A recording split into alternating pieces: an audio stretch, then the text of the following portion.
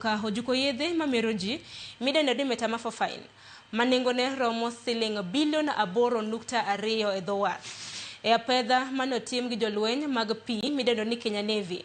Apisas mag Coast Guard kaachiel kod mago mag Nakada omako achije auchiel mawuok e piny Iran ma bende omak e meli moro manoting'o yedhego.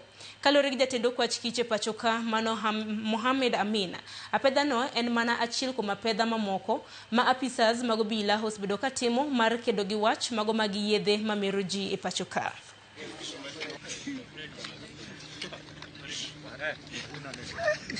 We were able to discover 769 packages of crystalline substance that was weighing approximately 1,024 and 253 kilograms of what came out to be methamphetamine.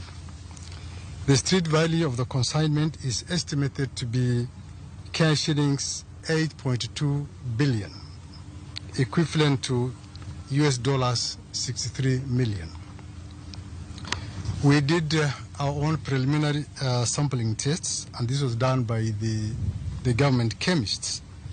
And the analysis confirmed that the substance was methamphetamine, which essentially is a synthetic drug. Kenya Navy was able to intercept this suspicious vessel about 630 kilometers east of Mombasa.